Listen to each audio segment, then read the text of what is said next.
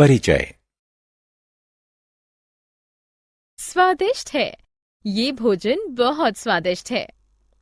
सिमरन, क्या तुम जानती हो, जब यह भोजन हमारे शरीर के भीतर जाता है तो इस भोजन का क्या होता है?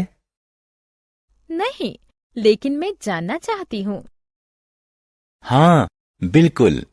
हमारे शरीर में अनेक प्रकार की ग्रंथियां और अंग होते हैं जो भोजन से जरूरी पोषक तत्व अवशोषित करते हैं और अनुपयोगी भाग को उत्सर्जित करते हैं। ये तो बहुत रोचक लगता है।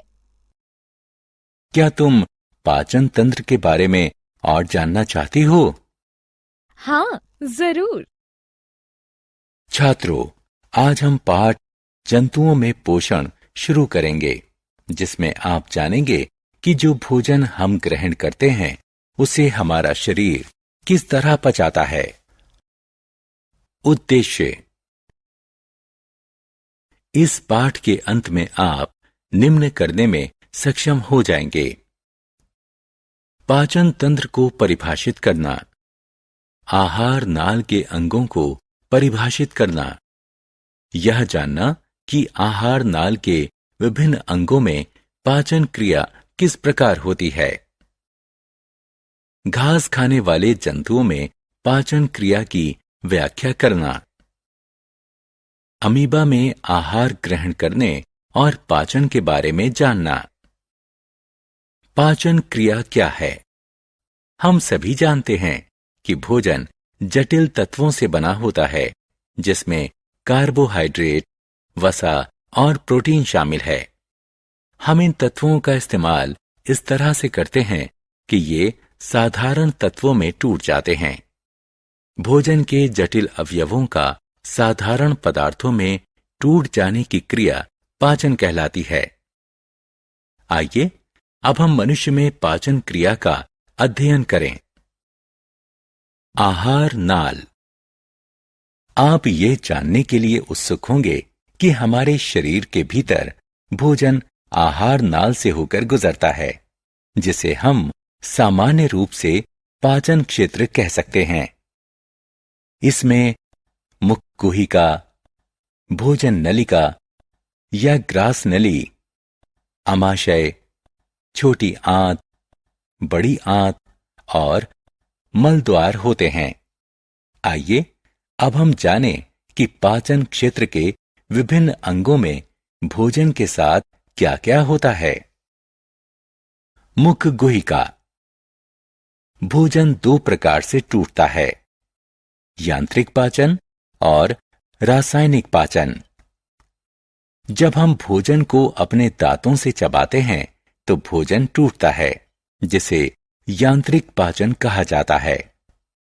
भोजन का रासायनिक रूप से शरीर के अवशोषित करने लायक अणुओं में टूटने को रासायनिक पाचन कहा जाता है। दोनों प्रकार का पाचन मुंह में होता है। यांत्रिक पाचन के रूप में भोजन हमारे मुंह में छोटे छोटे टुकड़ों में टूटता है और हमारे मुंह में लार ग्रंथियों द्वारा निर्मित लार स्टार्च को शर्करा में बदलती है। भोजन के शरीर के भीतर जाने की यह प्रक्रिया अंतर्ग्रहण कहलाती है। ग्रास नली। जब हम भोजन खाते हैं तो यह मुलायम हो जाता है, जिसे हमारी जिह्वा द्वारा ग्रास नली में धकेल दिया जाता है। ग्रास नली लंबी ट्यूब जैसी होती है जो गर्दन से सीने तक होती है। इन्हीं भित्तियों के हिलने से भोजन आमाशय में पहुंच जाता है। आमाशय। आमाशय आहार नाल का सबसे मोटा अंग होता है। यह चपटे यू के आकार का भित्ति युक्त बैग होता है। आमाशय के भीतर भोजन में हाइड्रोक्लोरिक अम्ल सहित पाचक रस मिले होते हैं और इसे मथा जाता है। ये रसायन प्रोटीनों को साधारण तत्वों में बदल देते हैं। श्लेष्मा की परत हमारे आमाशय की अम्लों से रक्षा करती है। छोटी आंत। लगभग 4 घंटे बाद अमाशय में भोजन अम्लान यानी कायम में बदल जाता है और छोटी आंत में चला जाता है। छोटी आंत हमारे पाचन तंत्र का सबसे लंबा अंग है। इसकी लंबाई लगभग 7.5 मीटर होती है और इसकी संरचना कुंडली जैसी होती है। इसमें भोजन के अधिकांश पोषक तत्व अवशोषित होते हैं। यकृत और अग्नाशय की भी पाचन में भूमिका होती है। यकृत के पित्ताशय में पित्त रस होता है जो वसा के पाचन में सहायता करता है, जबकि अग्नाशयी रस प्रोटीनों एवं कार्बोहाइड्रेट को तोड़ता है। उसके बाद आंशिक रूप से पचा हुआ भोजन छोटी आंत में पहुंचता है और आंत्र रस कार्बोहाइड्रेट को साधारण शर्करा जैसे ग्लूकोज, वसा को वसीय अम्लों और ग्लिसरॉल और प्रोटीन को अमीनो अम्ल में बदलता है और भोजन की पाचन क्रिया पूर्ण करता है। अब पचा हुआ भोजन रुधिर प्रवाह में पहुंचता है। हम इस प्रक्रिया को अवशोषण के नाम से जानते हैं। छोटी आंत में अवशोषण। छोटी आंत की भीतरी परत पर छोटी उंगलियों जैसी आकृतियां रसांकुर कहलाती हैं। क्या आप इस रोचक अंग के बारे में जानते हैं? ये पचे हुए भोजन के अवशोषण के लिए सतह क्षेत्र को विस्तारित करते हैं।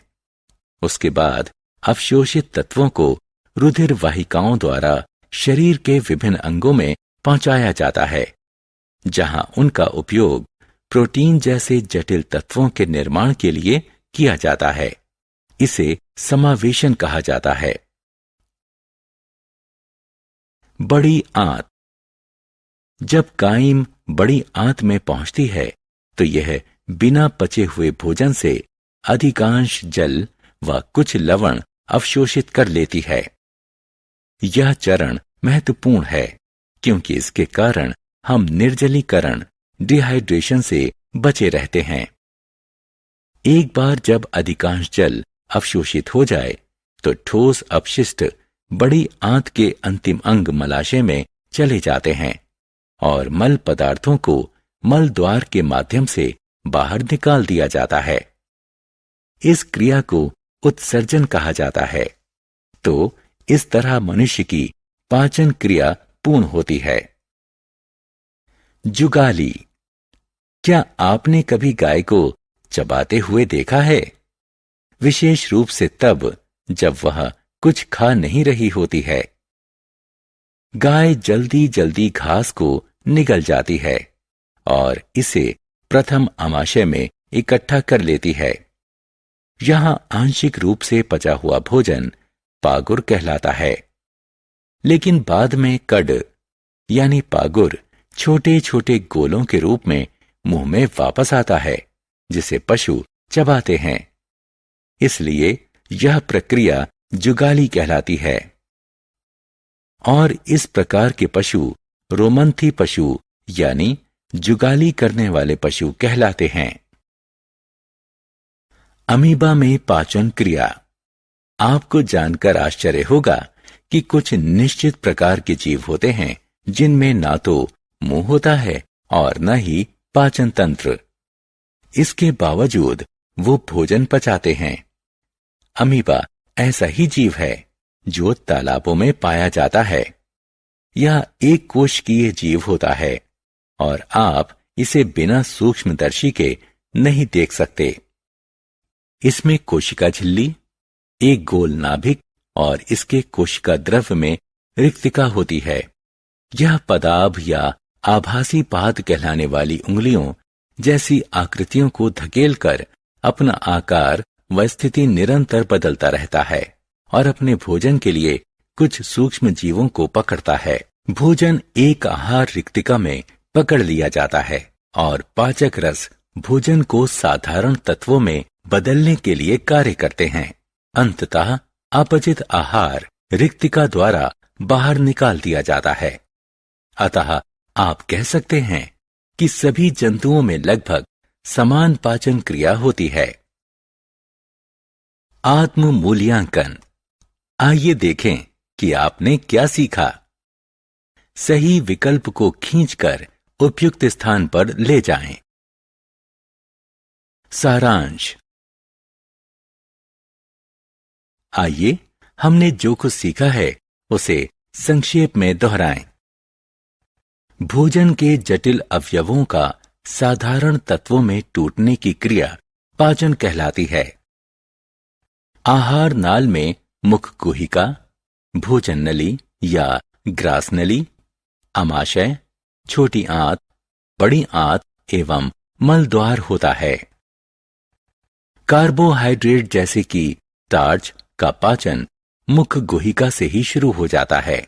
प्रोटीन का पाचन आमाशय में शुरू होता है।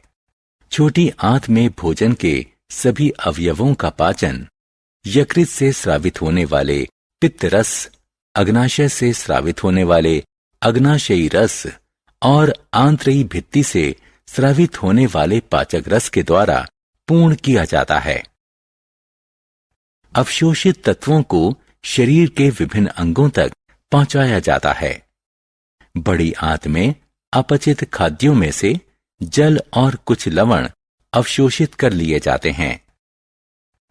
अपचित खाद्यों को मल द्वार के माध्यम से शरीर से बाहर उत्सर्जित कर दिया जाता है। घास चरने वाले पशुओं जैसे गाय, भैंस और हिरन को रोमंथी कहा जाता है। वे शीघ्रता से घास निकल जाते हैं और अपने प्रथम आमाशय में एकत्र कर लेते हैं। बाद में यह घास छोटे छोटे पिंड के रूप में मुंह में वापस आती है, जिसे ये चबाते हैं।